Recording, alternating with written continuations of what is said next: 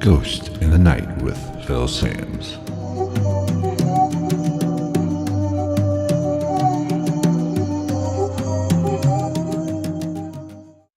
What's going on, everybody? Welcome to episode number 2 of Ghost in the Night. Now, in the last episode, I told you, kind of gave you a brief idea of what this episode was going to be about, but there's been a slight change of plans. Some complications came up, so I wanted to cover my own personal experience, and I wanted to start from the beginning, but that's not going to happen this week. We will reschedule, and I will get that special guest on to kind of go over that experience that I had. Now, the reason I want to do that is because I was so young when that particular experience or episode happened. I'm not quite sure whether it was my memories. Matter of fact, I'm 99.9% sure they're not my memories. It's just the memories of what I've been told about that particular situation. So I want to get a person on that can recount that from firsthand because they were there. So look for that in another episode, probably another 2-3 episodes. I will go ahead and get that. But as promised, I will cover another experience I had. And this one, I was young, but I was old enough definitely to remember. So I'll cover that on this episode. Okay, thanks for sticking around. Now, this episode is mainly just about my personal experience. Now, I've had several personal experiences throughout my life, and that has fueled my desire to study and kind of search for the truth on the paranormal and the phenomenon of hauntings and ghosts. So this experience is probably my most intense, I would say, out of all of them, because the veracity in which it happened was next to nothing. I mean, I can't almost explain the sheer terror. Yeah, I was pretty young. I think I was in 8th grade, so that makes this roughly about 1986. Yeah, I'm dating myself. I'm pretty old, I know. But I was 13, probably 13, 14 in 8th grade, somewhere in that range. Probably closer to 14, yeah. 86, yeah, 14. And I have such a vivid memory in it of this situation, and it struck me in so much that I spent forever, even up to this day, kind of analyzing the situation and trying to come up with a rational explanation for what has happened or what happened in that day. Now, just kind of give you a backstory. I've lived in a lot of locations over the course of my life, probably 11 different homes in 3 different states. Wait, 4 different states, actually. And probably 4, I've had solid activity or some kind of paranormal experience in approximately 4 of them. So that is really what drives me and why what has sparked my interest in the paranormal and figuring out exactly what is going on. I know, like I said in the last episode, probably it's paranormal. It's beyond normal science. Probably never will know completely what's going on, but that doesn't mean we should stop trying. And that's what I continually do. Now, before I get started on this episode, let me go over some things that are coming up. Episode number 3 will be, I actually went on an investigation with a local paranormal group, and that episode will cover the Ross Opera House in Cynthiana, Kentucky. Had some great personal experiences there, so I wanted to share those with you. So look for that next week for episode number 3. I will kind of go over my personal experiences, my general overall take of that particular location, and I will share with you some of the stuff that we caught, or that I caught even.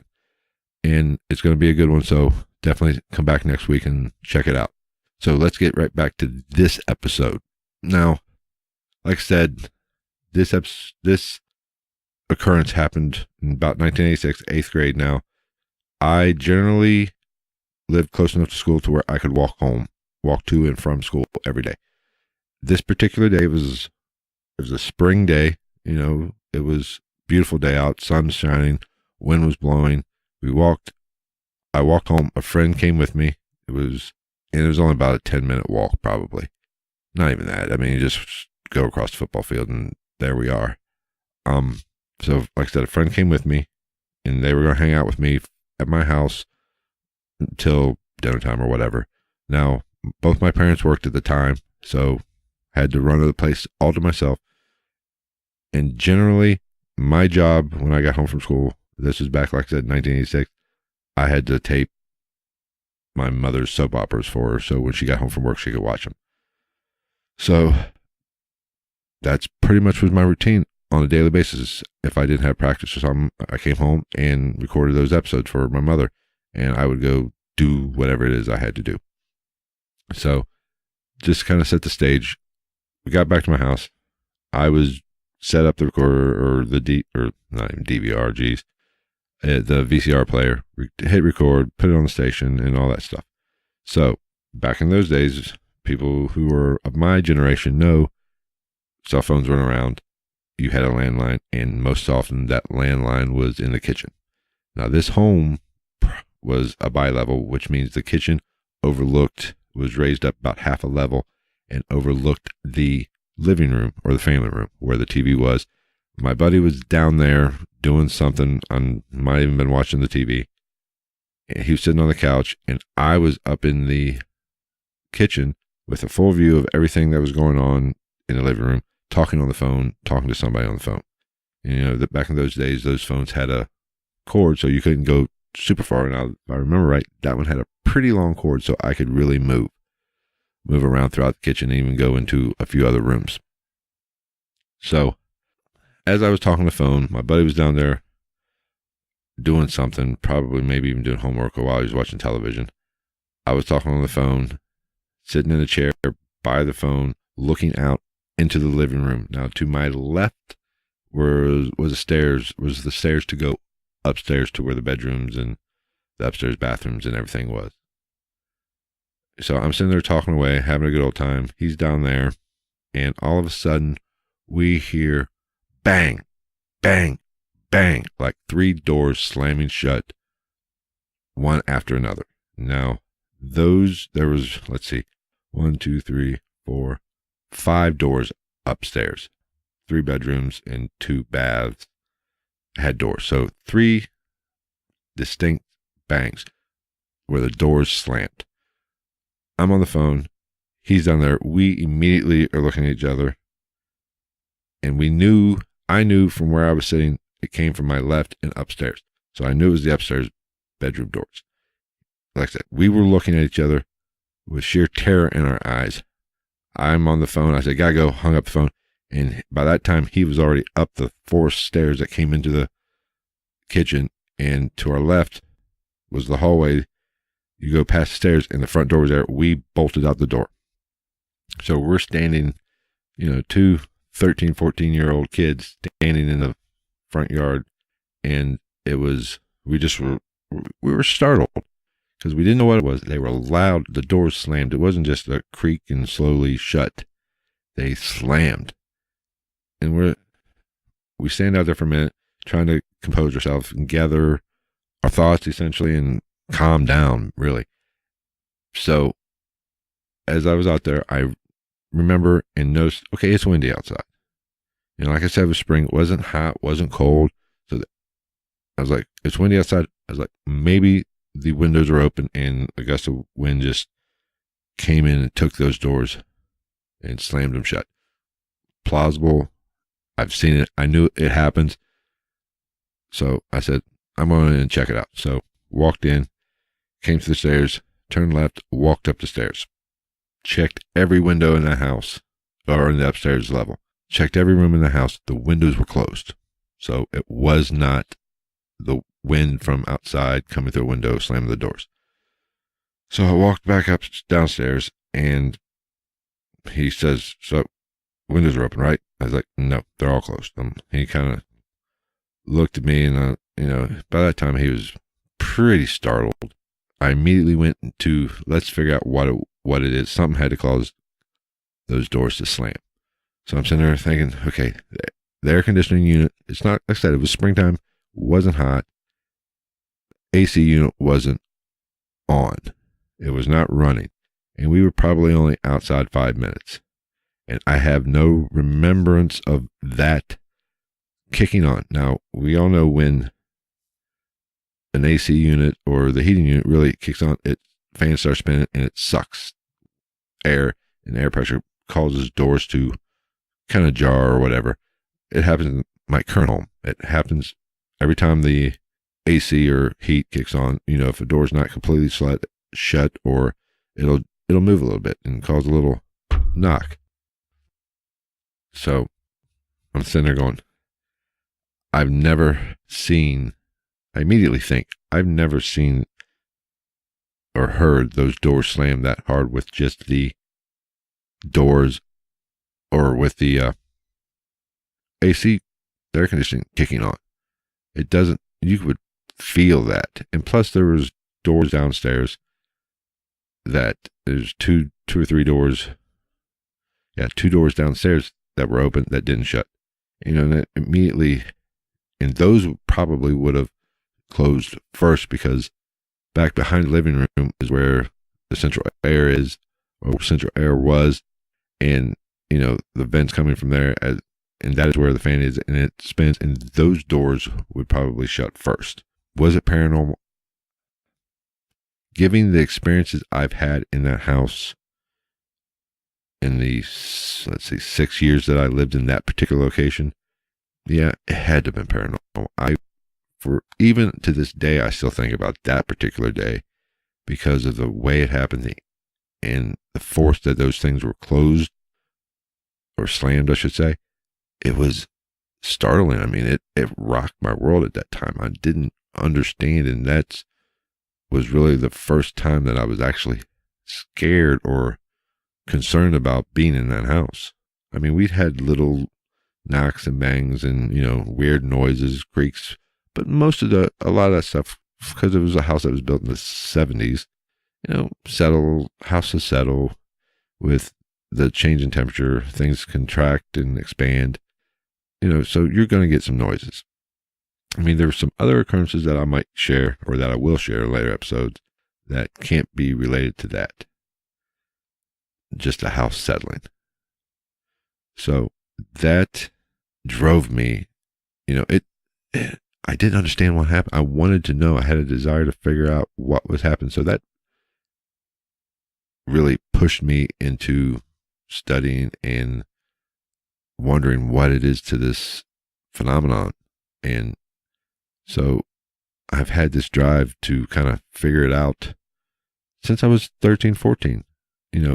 All my experiences before that, I was young. I didn't really know what I was thinking or whatever, but they also played a role in it. But this was the event that really sparked my interest and fueled the fire to find out more about the spirit world, and are we alone when it comes to ghosts, and are there actual hauntings, and do people come back and visit us from the next world?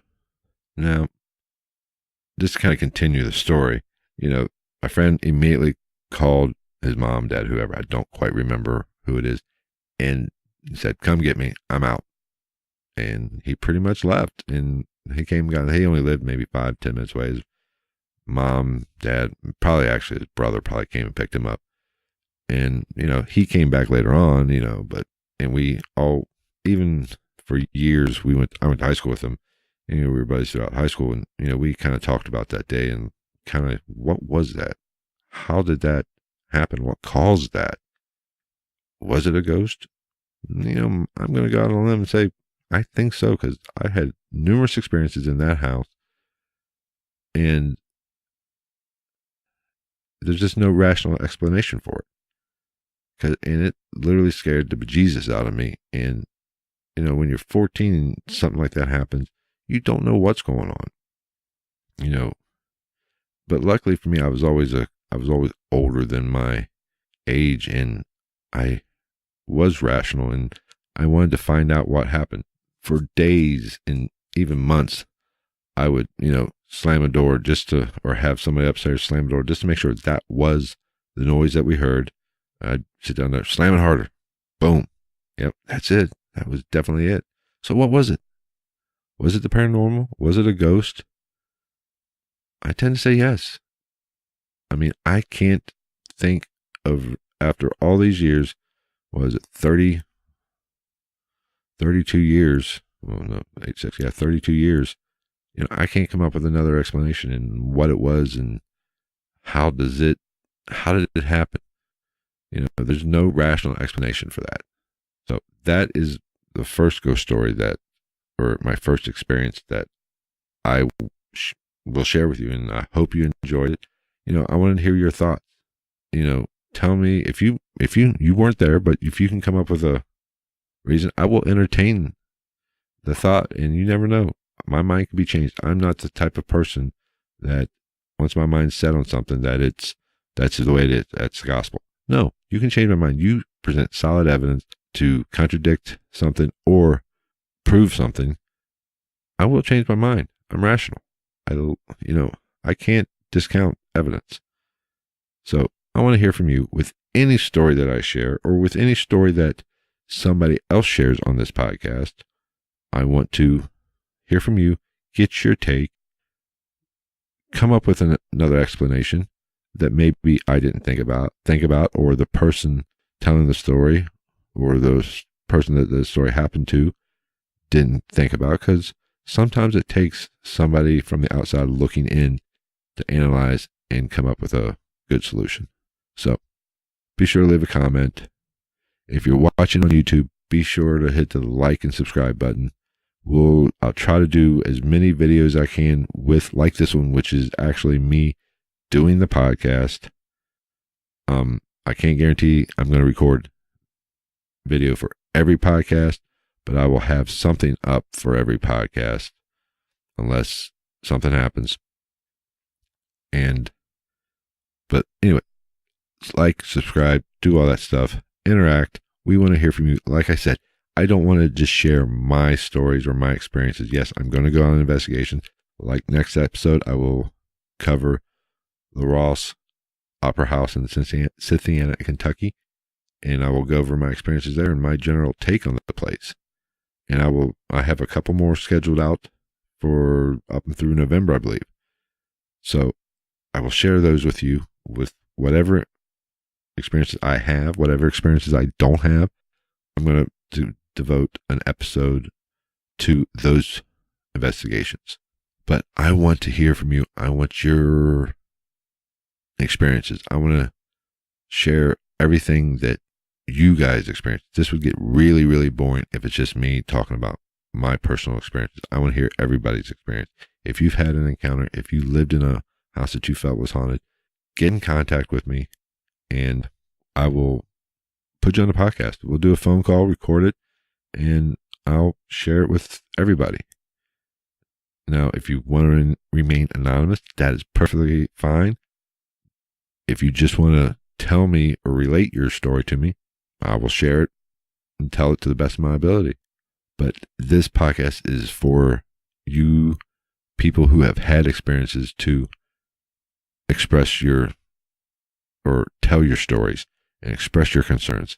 And maybe we can find a few answers. Because if you tell me a story and I will bounce some ideas off you of what it might have been. If there was another explanation, I'll share it with you. It's not because I'm trying to, downplay your experience, but I want to come at it and find an answer for myself to satisfy my own curiosities and to help somebody who has questions or has had an experience that it can't explain. And in some cases, it's going to be paranormal. We're not going to know what caused that particular situation or event to happen. So reach out to me. You can do that on Twitter. Follow me.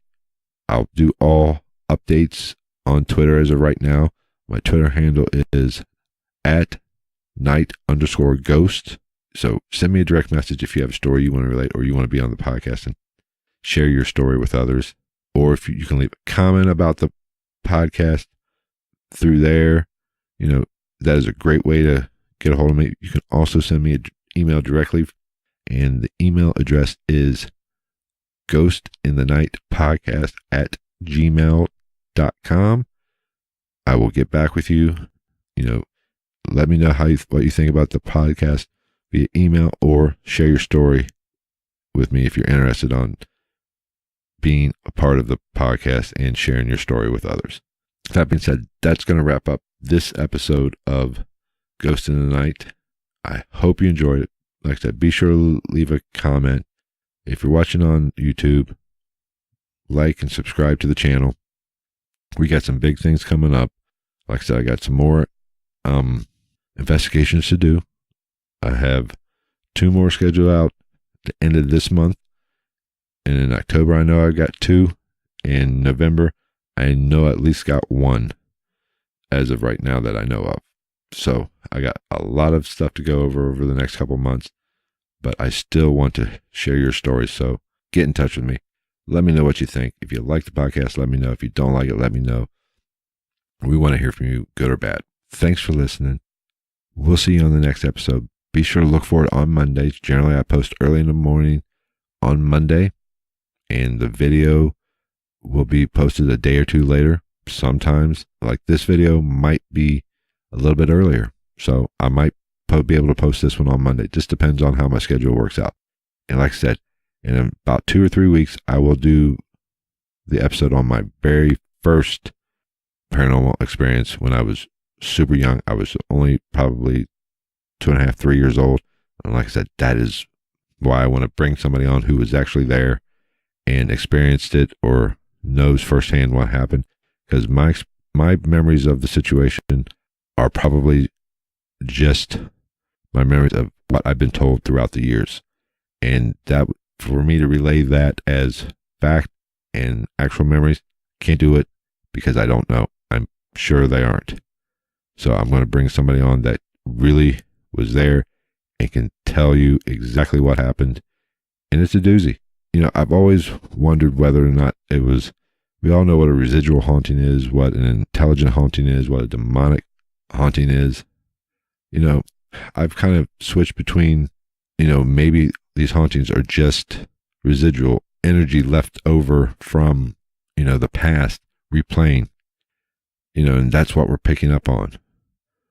But when my first experience is what really kind of throws a kink in that, because this was an intelligent interaction, and it was from, just to let you know, a family member that I never knew, never met, that died before I was born. So it seems like that person was coming to visit me particularly. Now, a residual haunting, that's impossible. So this is the one experience that I've had that has been something that has always frustrated me on finding out whether or not these are residual hauntings, or are we mistaking into intelligent hauntings or active hauntings as just the coincidence of them makes them intelligent, or is it all just residual hauntings, being replayed over and over again? I don't know the answer, but this is the one that kind of makes me believe that there are intelligent hauntings, because I can't explain it. It's not residual if you hear this experience, and if it's told by somebody that was actually there. So look for it in the next couple weeks, maybe 2 weeks out, possibly 3.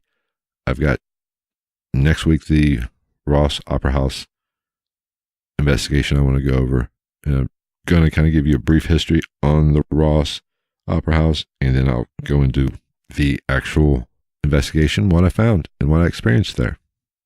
It's going to be good. I found some interesting stuff that, I'm still, did it a couple weeks ago.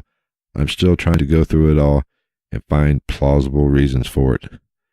And I've already planned for November probably to go back to kind of figure out, or to test some of the stuff that I found. So thanks for listening. Glad you joined us. Be sure to check us out next week as well, and leave a comment. We'll see you next time. Take care.